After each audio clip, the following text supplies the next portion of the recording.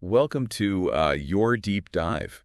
We know you want to understand coronary microvascular disease, or MVD, as it's often called. MVD. So we've pulled together some really interesting research just for you. Yeah. You might be thinking heart disease. Yes. Isn't that something you'd see in a movie, where someone clutches their chest dramatically? Right. Well, MVD is a bit sneakier than that. It is. It affects the tiny blood vessels in your heart. The really tiny ones. Yeah, the ones you wouldn't even see on a typical heart test. Exactly. And for a long time, it was often misdiagnosed or missed completely. Really? Yeah. The standard tests were looking for blockages, in the big coronary arteries. Right. But MVD is all about the smaller vessels. So how does it actually impact the heart if there aren't any major blockages? Well, those tiny vessels, even though they're small, Yeah. they're crucial. Okay. They deliver oxygen and nutrients to the heart muscle. Ah. So when they're damaged or constricted, the heart doesn't get what it needs. And you can experience symptoms like chest pain or shortness of breath or fatigue. Wow. Okay. So like I said before, it's a lot sneakier. It is. So if it's harder to spot, Yeah. are the symptoms different from the classic heart attack signs? They can be. Go ahead. While that classic crushing chest pain can occur, Yeah. many people with MVD experience their symptoms during everyday activities. Really? Yeah, or even times of mental stress. Wow. They might feel short of breath walking up a flight of stairs, Yeah. or have chest discomfort when they're feeling anxious. That's so interesting. It really challenges that typical image of someone having a heart problem. It does. So if someone is experiencing these symptoms, what should they do? Well, the first step is always talking to your doctor. Okay. Explain your symptoms in detail and don't downplay anything. Yeah. Now, diagnosing MVD can be tricky, Right. so it's helpful to be aware of the tools your doctor might use. Okay, like what? What kind of test can actually detect MVD? Well, one simple tool is what's called the Duke Activity Status Index, or DACI. DASI. Yeah, it's a questionnaire that helps your doctor assess how well you can handle everyday activities, Okay. giving them clues about your heart's functional capacity. I see. And for actually visualizing those tiny vessels, there's been progress with imaging techniques like PET scans. Wow. So are PET scans becoming more common in diagnosing MVD? They are becoming increasingly important in this area. Okay. A PET scan can actually measure blood flow in the heart muscle, Right. showing if those tiny vessels are functioning properly or if there's a problem. Wow. It's much more sensitive to the subtle changes that MVD causes. I'm already seeing how different MVD is from what we typically think of as heart disease. Right. But what about the causes? Are the risk factors the same? There's definitely some overlap. Okay. The usual suspects like high cholesterol, high blood pressure, smoking, diabetes, a family history of heart disease all play a role. Sure. But here's where it gets even more interesting. Okay.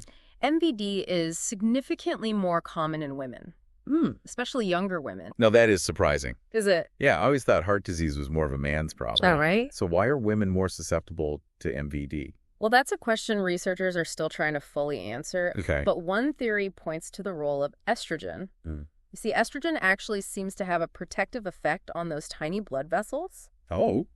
But when estrogen levels fluctuate, like during certain phases of life, that protection might weaken. So are we talking about menopause here?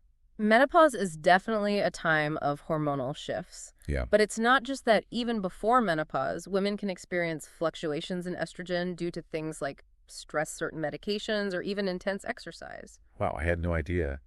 So many factors could affect estrogen levels. Yeah. This really highlights the need for women to be extra vigilant about their heart health. You hit the nail on the head. Knowing your individual risk factors is key. Right. If you have a family history of heart disease or experience any unusual symptoms, talking to your doctor is crucial. So let's say someone is diagnosed with MVD. What are the treatment options? Well, treatment focuses on two main goals: relieving symptoms and addressing those underlying risk factors. Okay. Medications can be used to manage things like high blood pressure and cholesterol, Right. while others can help relax those tiny blood vessels and ease chest pain. So medications play a big role, but what about lifestyle changes? Are those important too? Absolutely. In fact, lifestyle changes are often the cornerstone of managing MVD. Okay. Remember those risk factors we talked about? Yeah. Many of them can be positively impacted by things like diet, exercise, and stress management. Okay, that makes sense. But what about prevention? Is there anything someone can do to lower their risk of developing MVD in the first place? While there are no guarantees, Right. the same healthy habits that help manage MVD can also help prevent it. Oh, It's all about creating a lifestyle that supports your heart health. I see. Think of it as investing in your future well-being. That's a great way to look at it. Yeah. So for someone who is completely new to this, what's the most important takeaway about MVD? I'd say the biggest takeaway is awareness. Okay. MVD is different from what we traditionally think of as heart disease. Right. And it often flies under the radar. Knowing the symptoms, understanding your individual risk factors, and having open communication with your doctor are all crucial for early detection and effective management. That's good advice. Thanks. So we're back, and I'm really curious to learn more about those lifestyle changes you mentioned. Yeah. Like when we talk about creating a heart-healthy lifestyle, where should someone even begin? It can feel overwhelming. You're right. It can be a lot to take in. Yeah. But the good news is that even small changes can make a big difference. Okay. So start by focusing on 1 or 2 areas you want to improve. Maybe it's incorporating more fruits and vegetables into your diet. Yeah. Or finding ways to manage stress. Okay, so manageable steps. Yeah. What about exercise? Yeah. What kind of activity is best for someone with MVD or someone looking to prevent it? Well, the best exercise is the one you'll actually do. Yeah. But seriously, aim for at least 30 minutes of moderate intensity exercise most days of the week. Okay. Think brisk walking, swimming, cycling, or dancing. Yeah. And if you're new to exercise, start slowly and gradually increase the duration and intensity. I like that advice. Good. It's encouraging, not intimidating. Yeah. Now, you mentioned stress management as a key factor in heart health. Right. How does stress actually impact those tiny blood vessels in the heart? When you're stressed, your body releases hormones like adrenaline and cortisol, Right. which can cause your blood vessels to constrict. Uh-huh. This makes it harder for blood to flow freely, putting extra strain on your heart. So finding ways to manage stress is literally good for your heart. Exactly. And there are so many effective ways to manage stress. Like what? Yoga meditation, deep breathing exercises. Okay. Spending time in nature, listening to music, Sure. or even just taking a few minutes each day to relax and unwind. Those are all great suggestions. It's a good reminder that self-care isn't selfish. It's essential. Definitely. Now, earlier we talked about the DASI questionnaire, which helps assess a person's ability to handle everyday activities. Right. I'm wondering how that information is actually used in diagnosing MVD. The DASI is a valuable tool because it gives your doctor a snapshot of your functional capacity. Okay. So if your DASI score indicates that you're having trouble with activities that you should be able to handle easily, it raises a red flag. So it's like a clue that something might be wrong with the heart's ability to pump blood. Precisely. And when combined with other information like your symptoms, your medical history, your family history, Right. it can help guide your doctor in deciding whether further testing is needed. And that's where those more specialized tests like PET scans come in? Exactly. A PET scan can actually show how well blood is flowing through those tiny vessels in the heart muscle. It's like looking at a detailed traffic report for the heart's intricate network of roads. It's amazing how technology is giving us a clearer picture of what's happening inside the heart. It is. Now, I know we've been focusing a lot on the challenges of MVD, Right. but let's talk about some hopeful developments. Sure. What does the future hold for MVD treatment? Well, one exciting area of research is focused on targeted therapies. Oh, like what? What are some examples? Well, one area of interest is the role of inflammation in MVD. Okay. Researchers are looking at ways to reduce inflammation in those tiny blood vessels, which could potentially prevent further damage and improve blood flow. So it's about tackling the root cause of the problem. Exactly. And another promising avenue is gene therapy. Okay. Imagine being able to repair damaged genes that might be contributing to MVD. Yeah. It's still early days, but the potential is there. It's exciting to think about the possibilities. It is. These advancements give so much hope for the future of MVD treatment. For sure. And in the meantime, there are things we can all do to support our heart health. It's never too late to make those lifestyle changes, even if you've already been diagnosed with MVD. It's empowering to know that we have some control over our heart health. Yeah. But what about those risk factors that aren't so easily modified, like family history? Right. What advice would you give to someone who has a strong family history of heart disease? Well, knowing your family history is like having a sneak peek into your own potential health risks. Okay. It empowers you to take proactive steps.